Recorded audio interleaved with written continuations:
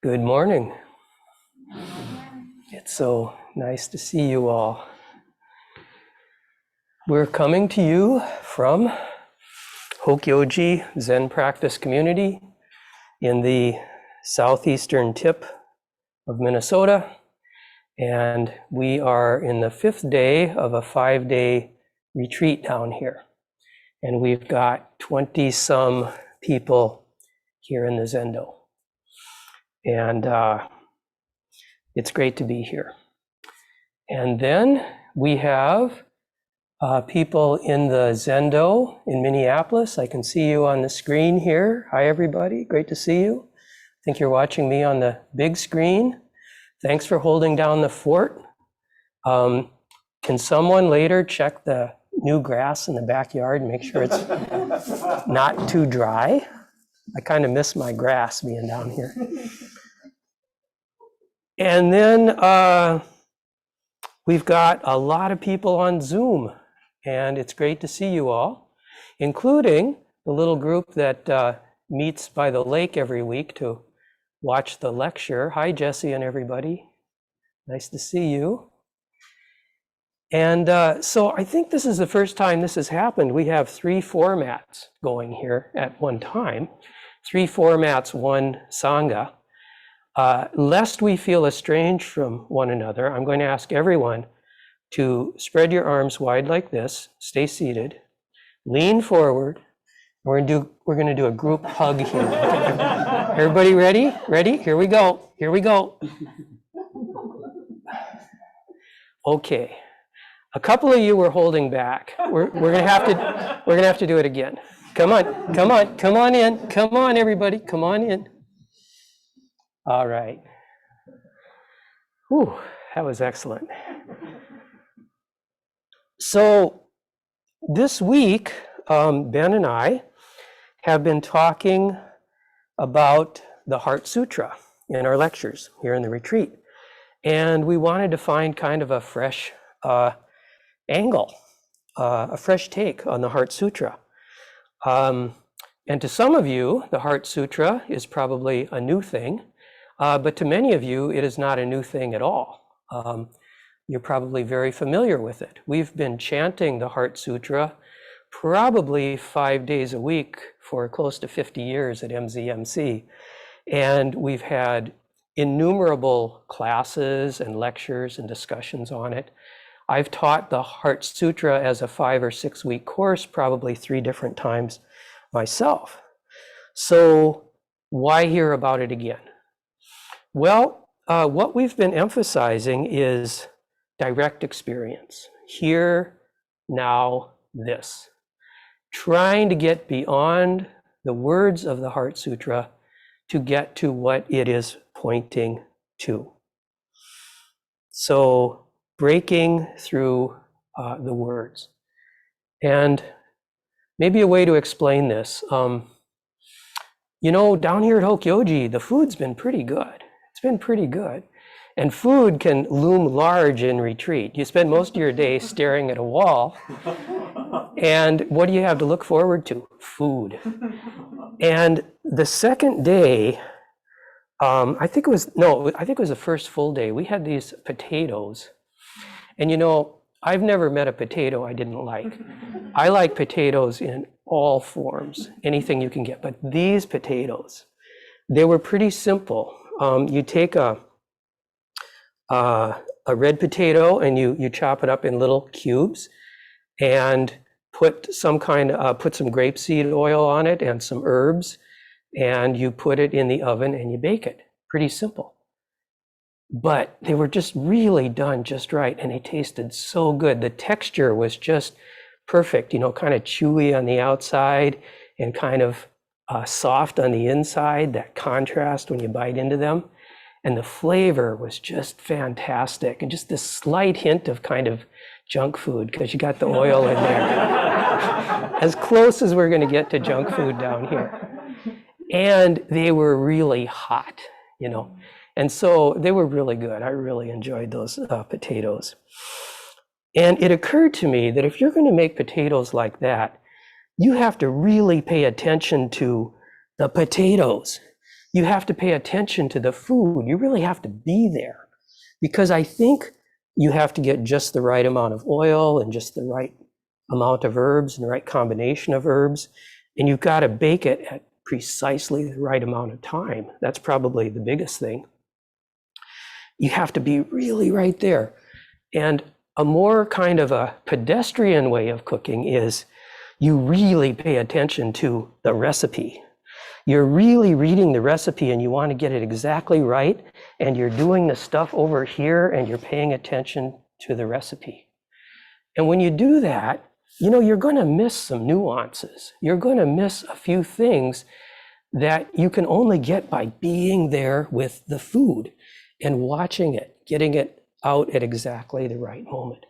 So real cooking, I think, it's like alchemy. It's like magic. There's something there that you can't get from the recipe. And I think we can be a little pedestrian about the Heart Sutra, because it's like a recipe, right? This is how to cook your life. It's a recipe for how to do Zen practice. And if we're always looking at the recipe, but not really looking at our practice, we're going to miss some stuff. We have to get beyond the words. The words are helpful. The words are helpful, but you know, if you make the dish enough times, you can forget the recipe entirely and you're just over here. So that's what we've been talking about, this realm of magic. This realm of magic where you punch through the words, you get past the words, and you're just here, because all of those words of the Heart Sutra, all of the words of the Prajna Paramita Sutras, of which it's a distillation, all of the Buddha's teachings, all of that just points to one thing, and that's this right here, right now. So we need to go, in Zen, we need to go beyond our normal ways of understanding, beyond our normal beliefs about how things happen. And so, as Ben said, the Heart Sutra is a magical incantation. And also, as Ben said, I quote him a lot and I forget which things he said and which things I said. You may say, you know, wait a minute, I kind of came to Zen to get away from that magic stuff. You know, I kind of came here because I wanted a secular or a rational kind of spirituality. But I beg your patience with this. I'm not really relying on the supernatural in any way. I'm not trying to get things with magical spells. I'm saying we need to open our minds to new ways of thinking. And we have to do this in Zen, because what happens in Zen is not what happens when we're building something or reading a recipe. It's something that happens like that, and we can't understand what it is until it happens. It's magic. So the first thing I'm going to do is I'm going to read the Heart Sutra to you. And this is a version that I got from Roger Jackson, who is a retired professor from Carleton College who taught Buddhism there, and he's a good friend of mine. And we chanted this many times at the Northfield Buddhist Meditation Center, so I'm kind of familiar with it. And it's in Sanskrit. And I chanted it enough times that I feel I can do it without doing it too badly. I'm sure I will miss some nuances and things, so forgive my mispronunciations. But I'll do my best. And you may ask, why read it in Sanskrit? Why not read it in English? Well, for one thing, Sanskrit is a beautiful language. And for another, I actually prefer chanting the Heart Sutra in a language I don't understand, because it frees me from thinking about the meaning of the words and the spirit comes through.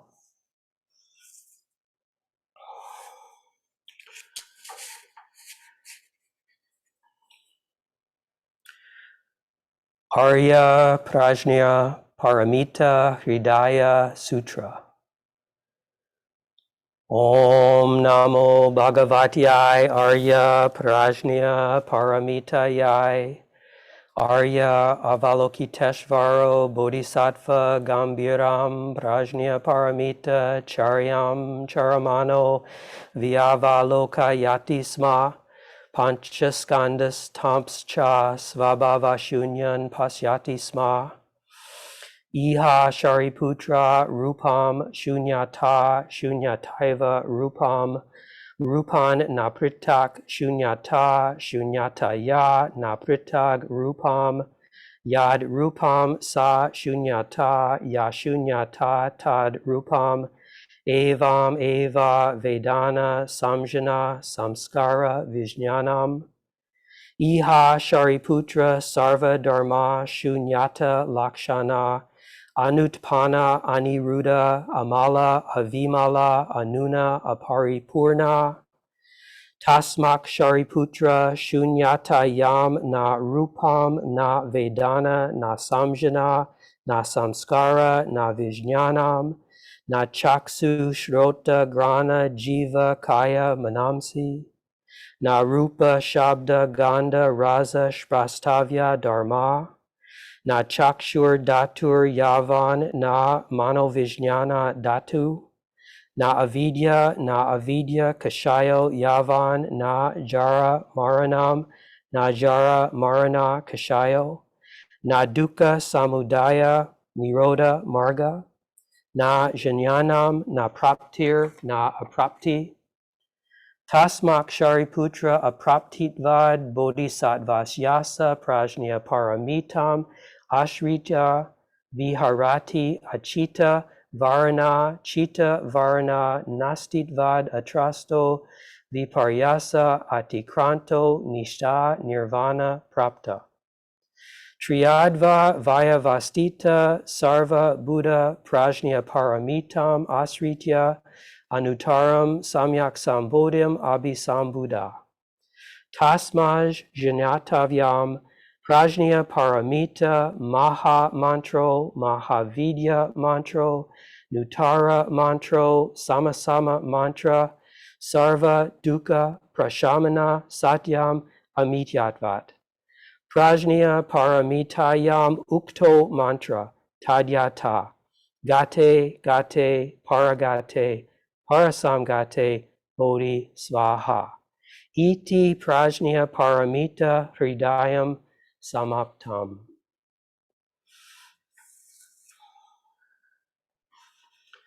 So this comes with a translation also supplied by Roger. And I'm going to go through this and I'm going to talk about what we can learn from this, a little bit about how we can do that when we use our thinking mind, but a lot more about sort of what is the direct experience? Where's the magic that we can find here? So in doing this, I'm not disrespecting thinking mind. Study is great, but it's not enough. It has to be balanced with in the moment practice. So if you've been in the retreat a while, this will be a summary, and if you're new to this approach, it'll be an introduction.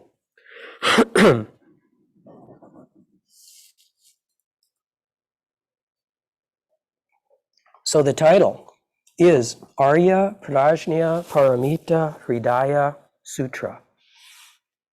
Arya is noble, Prajna, wisdom, Paramita, perfection, Hridaya is the heart, center, or core, and Sutra literally means thread, and it's a cognate of our word suture, because Sanskrit is an Indo-European language. And sutra means a discourse of the Buddha. So noble, wisdom, perfection, heart, discourse. And this translation of the title is the Sutra on the Heart of Holy Perfect Wisdom. Our translation that we use at MZMC calls it the Heart of Great Perfect Wisdom Sutra. So if we want to kind of take a left brain approach to study here, we can talk about the meaning and the etymology of the words. We can talk about how the meanings of words change over time. We can talk about how the word prajna paramita connects us to that vast body of prajna paramita sutras. Because it's the Heart Sutra, we can talk about how it's the essence of all of them. We could do a whole course just on this title and talk about it endlessly. But what's the magical approach? Well, we have heart in the title. And maybe that's just core or essence, but maybe heart is human, the human heart, love and compassion and passion, human passion. That is in here too. This is not a dry philosophy of emptiness. This is about our lives, our passions, and what we do with them. And then in the title we have prajna paramita, the perfection of wisdom. Wisdom in the mind, okay? But it's not just in the mind. If you're in Minneapolis, you can go to the Institute of Art, and you can go to their extensive galleries of Buddhist art there. And you can find a statue from the 12th or 13th century. It's made of gray sandstone. It's a female figure who has a wide, serene smile, and she's wearing a long skirt, and her name is Prajna Paramita. Because Prajna Paramita is not only a word that means perfection of wisdom, Prajna Paramita is also a goddess, the goddess of transcendent wisdom and the mother of all Buddhas. So she is wisdom personified, and we can devote ourselves to her. The mother of all Buddhas. We all know about love for our mother, love for the great mother. Things may be empty, but they're not empty of that. That's here, and it's all pervasive. It's included. It has to be. This sutra is about deep matters of the heart. The first line, Om Namo Bhagavatyai Arya Prajna Paramita Yai, meaning translated as Om, homage to blessed and holy perfect wisdom. Interestingly, this line is not in our version of the chant, which is unfortunate because I think this line is kind of all about the direct experience of the Heart Sutra. Homage is defined as a special honor or respect shown publicly. So we begin with devotion, special honor and respect, not here in the mind, but here in the heart and in the body. When I think of devotion, in a spiritual sense, I think of an altar. I think of maybe a figure on the altar and an offering of some kind, the light of a candle, some incense, maybe some other things, some flowers, and I think of a bow, and I think of a full bow. I think of a full prostration, which is something I like to do. And I know not everyone has that same feeling about full prostrations and about bowing in general. And for some, that feels a bit like submitting to an authority, and it feels uncomfortable. And I get that, especially if you've been mistreated by some authority. But bowing in that way, I think, can be affirming the radiance of all beings, including ourselves. And maybe that bowing will be a little easier at MZMC now that we have a female figure on the altar, because females, I think, are less likely to have imposed that harm.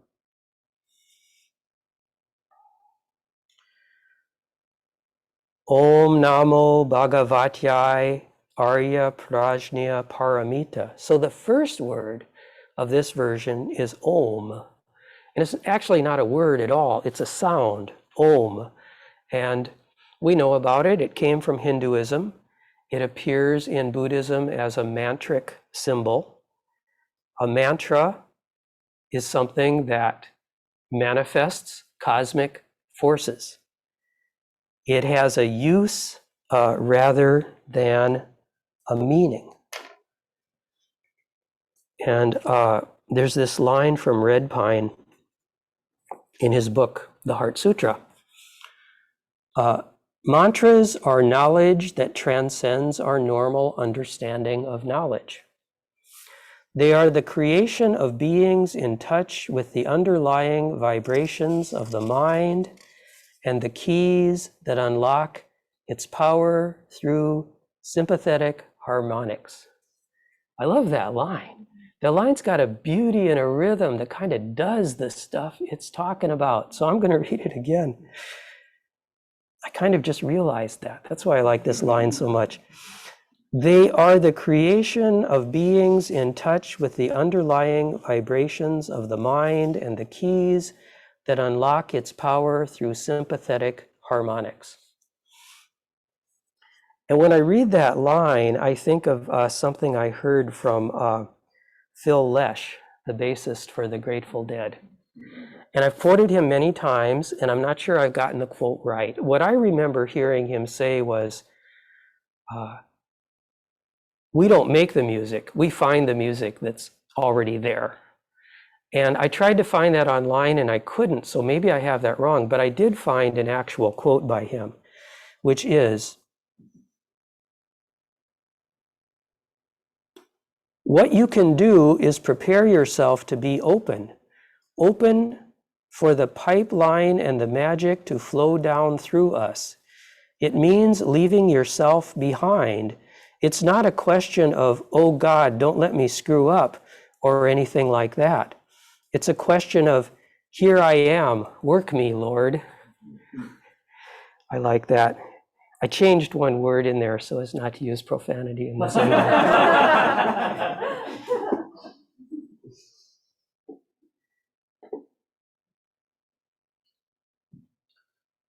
So Om, the power of the universe. No words, no thought, just Om. What you can do is prepare yourself to be open. So now our version begins, Arya Avalokiteshvaro Bodhisattva Gambiram Prajna Paramita Charyam Charamano Vyavalokayati Sma Panchaskandastamscha Svabhavashunyan Pasyati Sma. So this says that the Bodhisattva Avalokiteshvara, moving through profound perfect wisdom, looked down and beheld the five aggregates and saw that they are naturally empty. So this introduces the narrator, Avalokiteshvara. It introduces the emptiness doctrine and also the five skandhas. But from a direct experience point of view, the first word of the sutra in most versions, and in our version, is the name of the Bodhisattva of great compassion, the hearer of the cries of the world, a figure which is sometimes male, sometimes female, sometimes in between. In preparing for this talk, I looked at the primer on the Heart Sutra by Guy Gibbon, which is really good and can be found on our website, along with many other primers. And he said that some people consider it an oddity that Avalokiteshvara is in this sutra at all, because this sutra is about wisdom, and Avalokiteshvara is more often identified with compassion. And I'm thinking, really? That's what you think? Because I think the Heart Sutra is all about compassion. It's all about relief from suffering. As we will see later, it's freedom from mental obstacles and fear. Compassion and emptiness are the same thing, because emptiness is also interconnection. How can a sutra about emptiness not be about compassion? So the presence of the Bodhisattva as narrator tells us, again, to open our hearts. Iha Shariputra Rupam Shunyata Shunyataiva Rupam Rupan Napritak Shunyata Shunyataya Napritak Rupam Yad Rupam Sa Shunyata Ya Shunyata Tad Rupam Evam Eva Vedana Samjana Samskara Vijnanam. This is, form is emptiness. Form is emptiness and emptiness form. Not an easy thing to explain simply, but things are empty of an individual existence. They have an interconnected existence. And these two things are the same. And I used to think, and I could still hold this view sometimes, that this was the heart of the Heart Sutra. I've thought of that for years because it contains the philosophical core. Form is emptiness and emptiness form. But in light of this retreat, I'm reevaluating a little bit. I think maybe the heart of the Heart Sutra is Gate Gate, the great bright mantra, the magic that breaks through all those millions of words. So what is the direct experience cognate of this philosophical idea of form and emptiness? Well, I think it's a way of seeing, a way of visually seeing. Yesterday, we went on one of our mindfulness walks, and I stopped everyone and I talked a little bit about the individual trees in the forest and urged everyone to relax their eyes and relax their entire being and see what came to them. And if you didn't see it, that's okay. That's something you can just kind of think about. There's this thing that can possibly happen. And it's about a way of seeing the solidity of things, the rather amazing presence of individual things, of form, while at the same time seeing a kind of non-substantiality of the whole. And that's form and emptiness. And that's direct experience of it.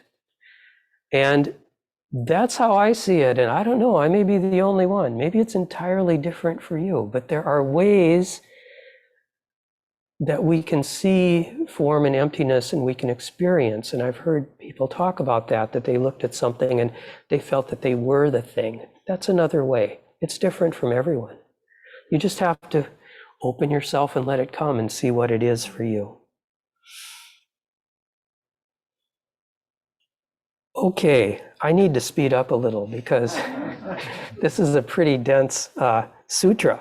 The next part, O Shariputra, all dharmas are marked with emptiness. They are not originated or stopped, not defiled or immaculate, not deficient or complete. This is about not making distinctions, the same as do not choose, the same as accept, be receptive, open your heart. And then we have a long paragraph, which I will not read all of, but this is the list where the Heart Sutra systematically goes through the Buddha's teachings and says they're not true. For instance, na chaksu shrota grana jiva kaya manamsi. That's no eye, ear, nose, tongue, body, mind. So,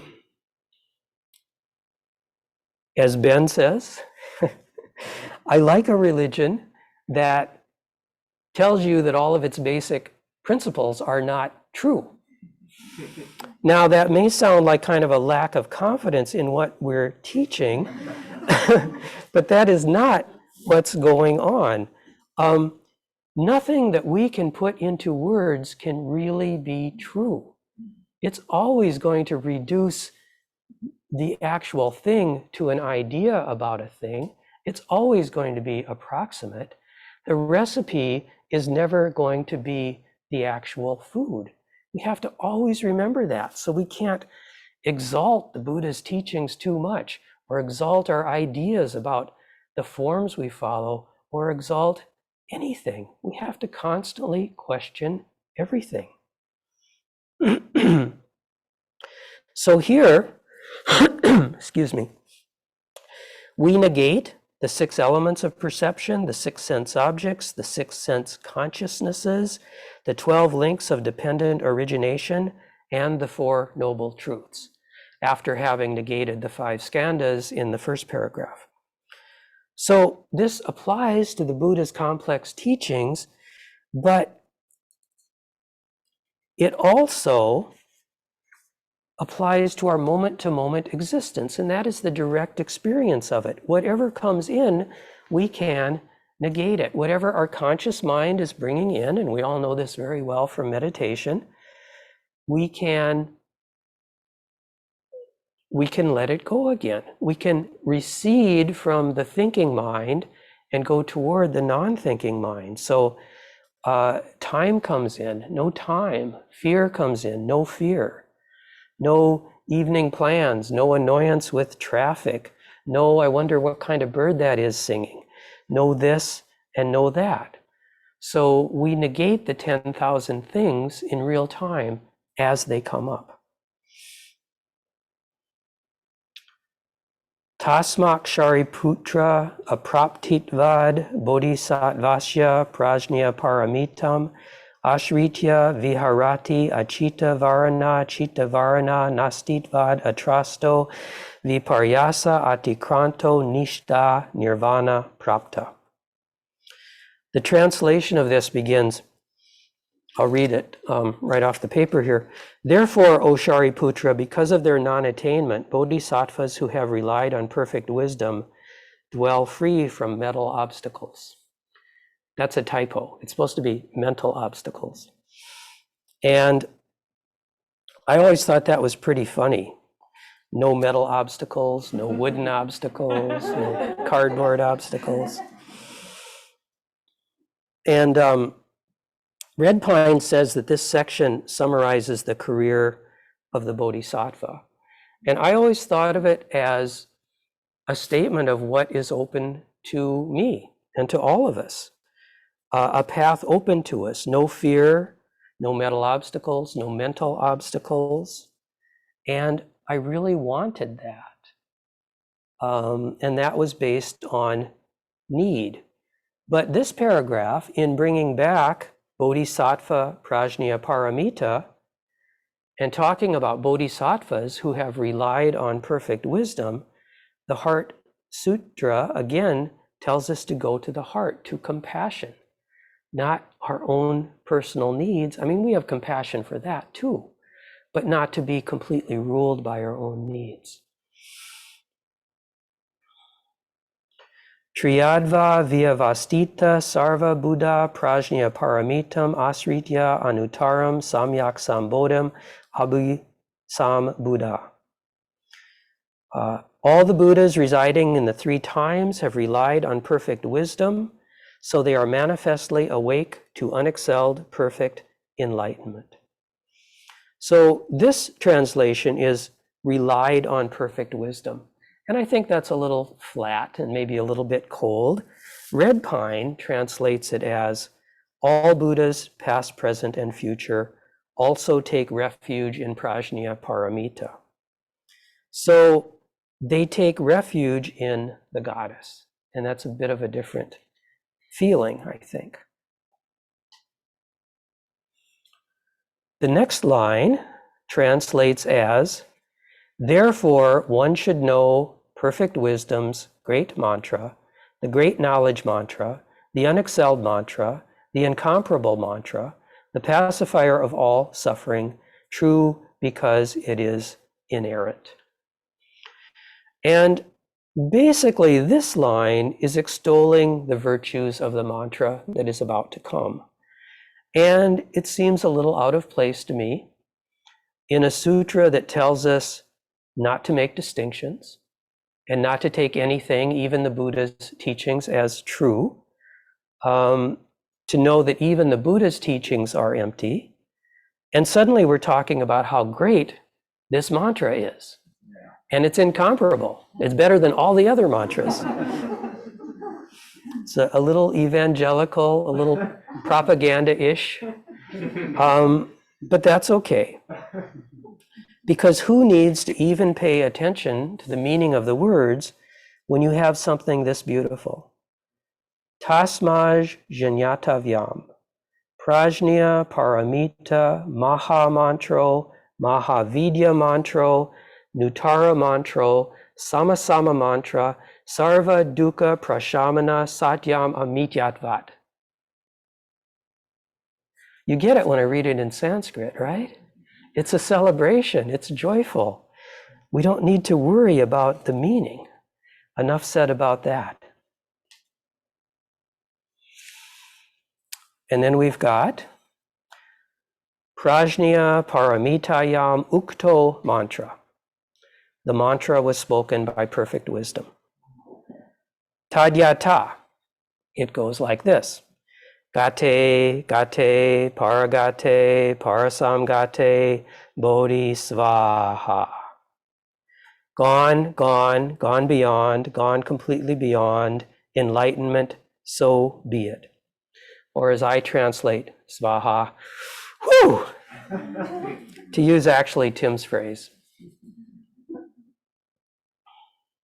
So here is the mantra, manifesting cosmic forces, something we use rather than understand to break through the words. And this mantra, I like to think of as the heart of the Heart Sutra. And you can use it. You can do this practice. The sutra says you should use it because this translation includes one line at the end, which is not in our version. So it's bookended by these two lines, one at the beginning and one at the end, that we don't have. And that last line is iti prajna paramita hridayam samaptam.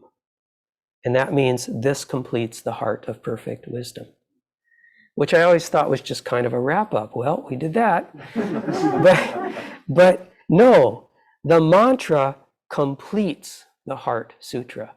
It is incomplete without it. You need the magic. And that's what I have to say this morning. Thank you so much for your kind attention. It is wonderful being here with you all in the Zendo and the folks at the MZMC Zendo and everybody on Zoom. I just love being here with you. And we won't be doing any questions or comments today. So I will turn this back to MZMC, to our esteemed Doan. Thank you very much.